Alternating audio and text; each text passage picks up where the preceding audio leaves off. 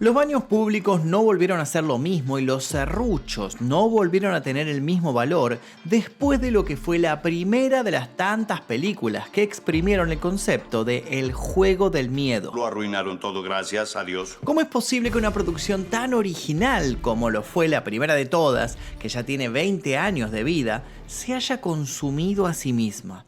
Así como el protagonista de la primera se serruchó una pata, el equipo creativo parece que se disparó en el pie. Tanto tiraron de la piola que de a poco la franquicia se convirtió más y más en gore gratuito. Así todo, el juego del miedo se convirtió en un fenómeno mundial que hizo millonadas y se volvió un hito para nosotros los jóvenes del nuevo milenio. Por eso, hoy en 2000eros y 2K vamos a hablar de una de las producciones más impactantes que nos dejó James Wan. ¿Cómo fue que nació y se creó esta saga? ¿Cuál fue el actor de las películas que terminó demandando a los productores y terminó ganando el juicio? ¿Es verdad que hubo un psicópata que se inspiró en Saw para sus crímenes? Bueno, todo eso y mucho más será develado en el video del día de hoy de 2000eros y 2K, así que quédense porque vamos a jugar un juego.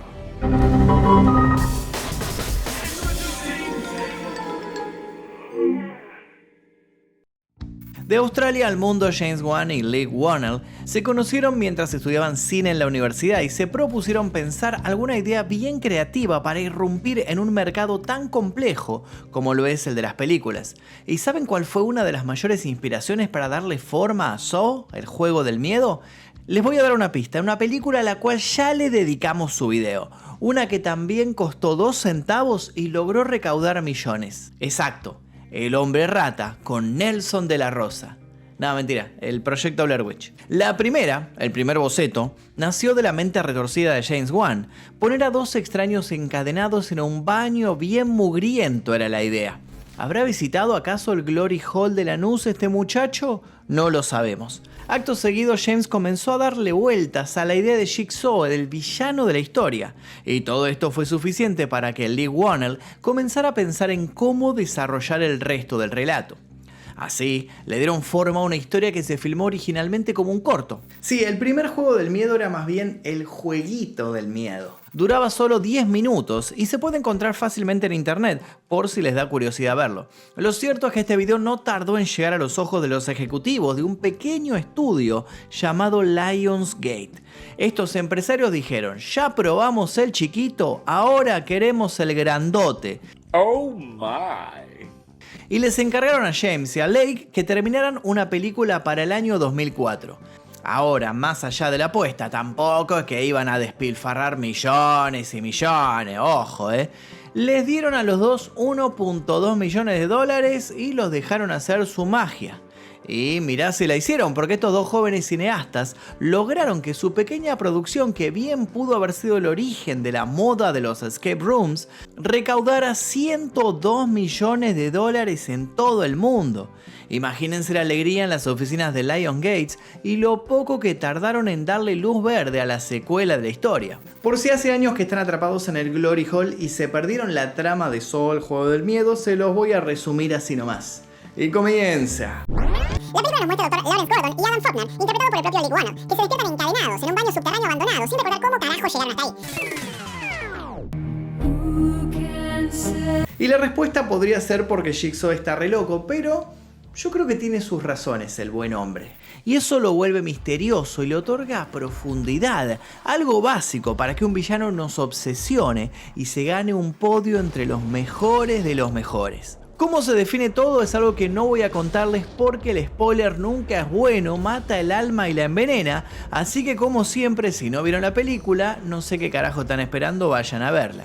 Lo que sí les quiero mostrar son estas fotos que saqué cuando me compré el DVD pirata del juego del miedo. Me emocioné un poco y quise recrearlo, miren qué hermoso todo. Ese guante, por favor, era un guante de cocina que lo había pintado color piel. En mi cabeza eso era color piel. Yo no sé por qué no me llamaron para la secuela. La verdad es que se perdieron un gran talento. Con esta historia en mente, lo que quedaba entonces era definir a los actores que podían darle vida a los personajes, en un proceso de casting que iba a tener un primer paso tan simple para James Wan como el de simplemente mirar a su costado y decirle a Leigh Whannell que repitiera lo hecho en el corto. ¿Y los demás? ¿Cómo llegaron a los actores que protagonizaron el juego del miedo y cómo fue que terminaron en conflictos legales con uno de ellos? Bueno, ahí les voy a contar. Para el rol de John Kramer, el principal responsable de todos los desafíos del juego del miedo, más conocido por su alias de Jigsaw, se eligió a Tobin Bell. En ese entonces, con poco más de 60 años, fue la cara perfecta para hacer de muerto. Pero bueno, estaba claro que a medida que Wong y Waller pudieran desarrollar bien la historia, Tobin iba a ser cada vez más importante. Por eso, ese porte de calma tétrica fue clave para quedarse con el papel. Cary Elwes, por su parte, fue elegido para interpretar al Dr. Lawrence Gordon a partir de una fama que ya tenía gracias a películas como La Princesa Prometida o Las locas aventuras de Robin Hood.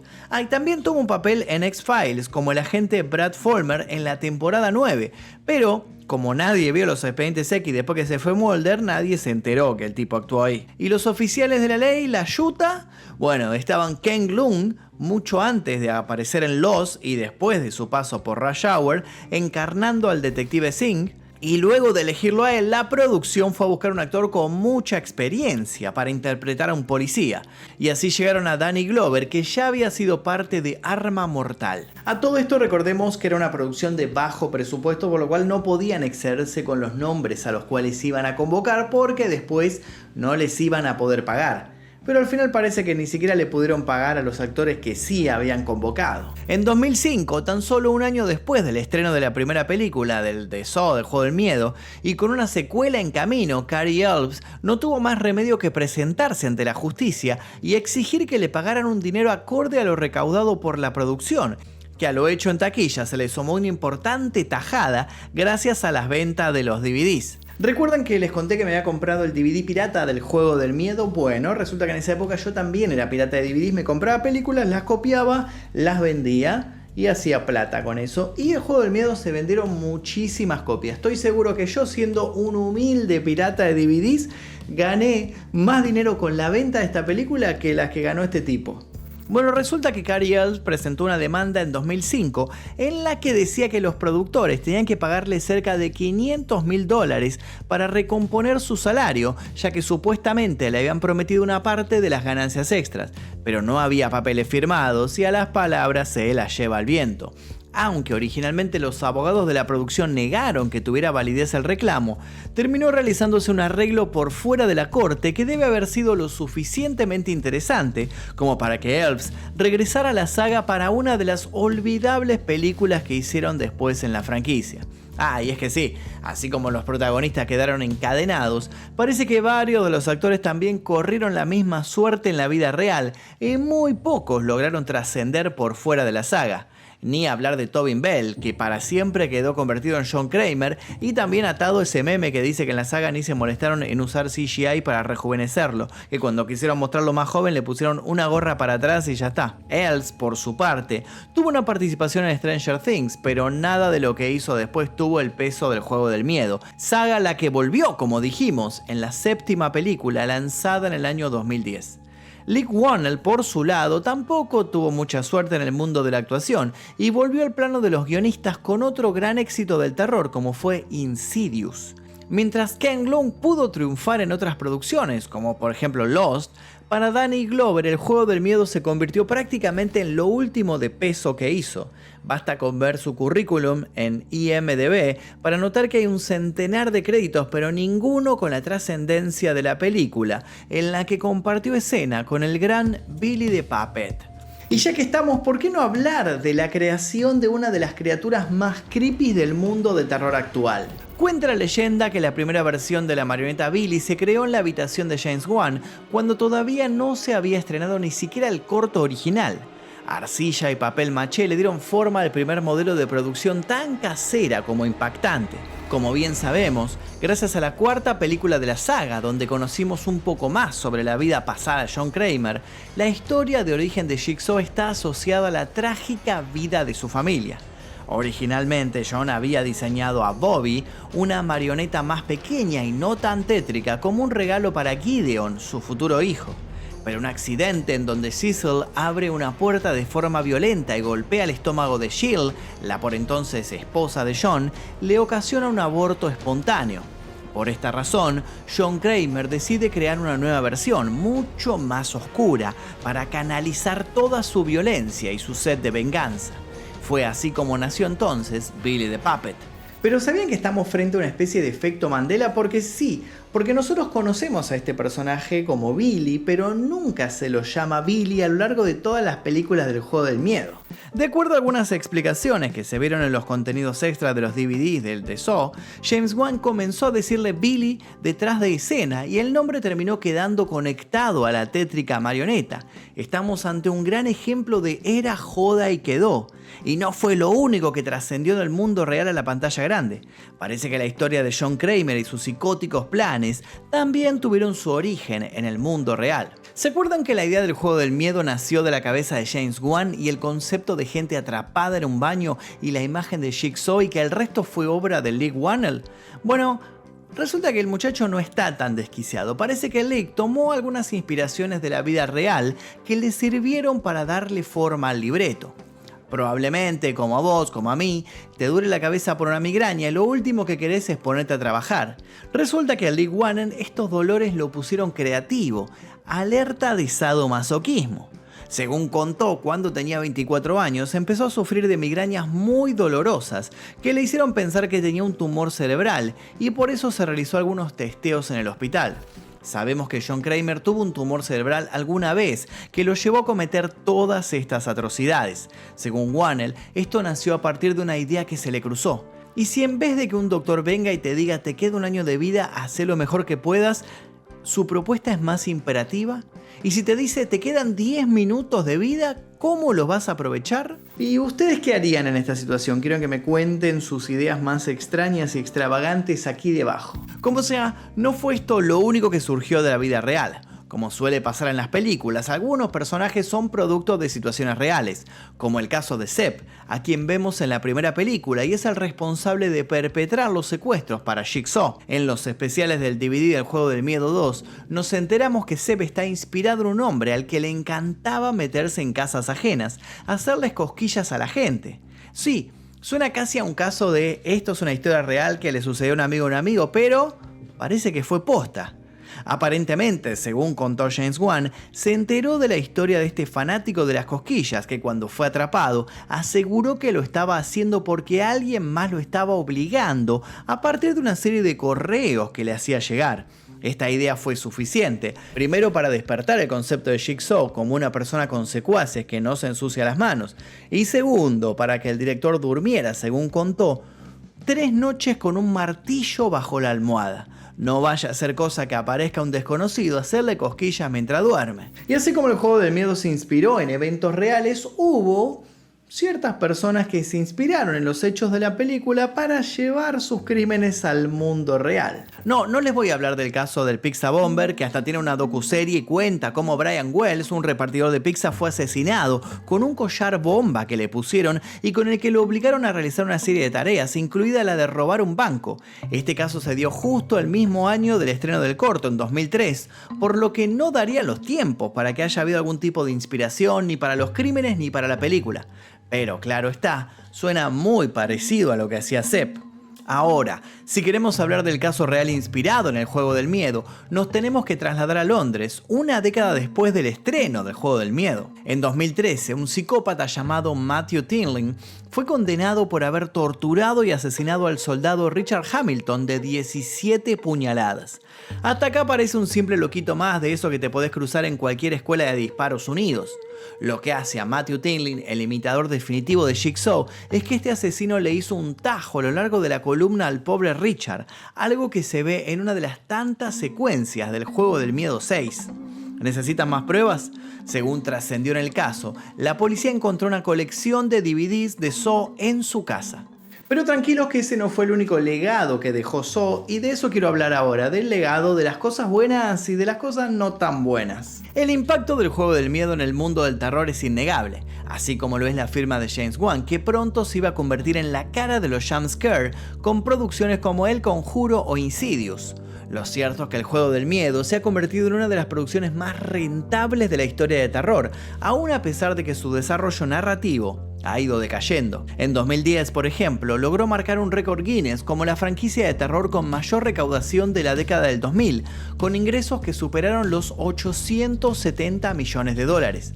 Pero, aunque no lo crean, originalmente la idea de James Wan y Leigh Whannell no era hacer una franquicia ni pensar en secuelas. Y la realidad es que cuesta creerles si pensamos que todo lo que hicieron se convirtió en franquicia. Pero después de ese giro increíble en el que nos revelaron que el cadáver en el baño de la primera película era en realidad John Kramer que estaba vivo... lo conté, qué boludo. Bueno, ya que estamos, Kaiser Soze es Kevin Spacey, que se hacía el rengo, se hacía el boludo, y Esther no es una niña, sino que es una mujer de 30 años. O sea, de repente le pintaba al tipo tirar spoiler porque sí. En fin, el chabón no estaba solo vivo, sino que después de ver a sus torturados perder el juego, se levanta y cierra la puerta del baño, dejando a Adam para morir solo. No había forma de pensar en que continuar esto iba a ser una buena idea. Al menos, no tanto. ¿Hasta qué película dirían que el juego del miedo estuvo bien hecha? Porque para Lion Games fue totalmente obvio que había que hacer más y más películas al punto de que por ahora tenemos 10. Así pasaron por sus sets actores como Donnie Wahlberg, el hermano de Mark, y a quien conocimos por New Kids on the Block, o Dina Meyer, que fue la detective Carrie en varias de las películas. Además, no podemos dejar de nombrar a Costas Mandylor, que se insertó a partir de la tercera película como un aprendiz de John Kramer y fue la forma perfecta de prolongar la agonía de la franquicia. Pero sí, ninguna tuvo el mismo impacto que la primera. Y eso que hasta el Juego del Miedo 7 se largó una por año en la que aumentaban más el presupuesto, hasta que llegamos a Saw 3D, porque todos queríamos ver cómo masacraban gente en 3 dimensiones, con la sangre salpicando y toda la movida, que recibió una inversión de 20 millones y fue la que mayor presupuesto tuvo, con el subtítulo de El capítulo final. Hay por lo menos 2 grandes mentiras en ese título. Solo recaudó 136 millones. Y es que sí, para esta época medio que la gracia se estaba agotando y ya no era divertido simplemente ver a gente torturada morir de formas creativas. O me van a decir que se acuerdan de alguna de las tramas de las películas posteriores. Rápidamente, como si fuera Jigsaw desmembrando a alguna de sus víctimas con un dispositivo tan complejo como creativo y sádico, les voy a contar de qué se trató cada una de ellas para que me digan cuál de todas creen que estuvo a la altura de la primera. En 2005 llegó el Juego del Miedo 2, que nos trajo a Amanda Young, a quien habíamos conocido en una breve trampa en la primera, y que acá nos dábamos cuenta que era una villana más en esta película donde un detective busca salvar a su hijo de las trampas de Jigsaw. Para la tercera, la relación entre Jigsaw y Amanda se iba a profundizar, con Kramer enfermo y la necesidad de secuestrar a un médico que lo mantenga vivo, mientras otra víctima es sometida a las pruebas más terribles. Hasta acá podríamos decirlo más regular. Para la cuarta, en 2007, todo empezaba a desbarrancar mientras conocíamos más de los orígenes de Jigsaw, ahora muerto en una mesa de autopsias, mientras veíamos a un policía y su compañero intentando escapar de alguna de las trampas. La quinta nos mostró al detective Hoffman como el aparente último secuaz de Jigsaw, que empieza a correr riesgo luego de que sus actividades despiertan las sospechas de un compañero. La 6 quiso ser crítica con la sociedad y hacernos hablar del sistema de salud y los seguros de vida, con un ejecutivo de seguros que tiene que elegir quién vive o quién muere, mientras que la séptima iba a ser el cierre en 3D de todo, con una especie de Liga de la Justicia de los supervivientes, intentando destruir la maquinaria de Jigsaw y de Hoffman.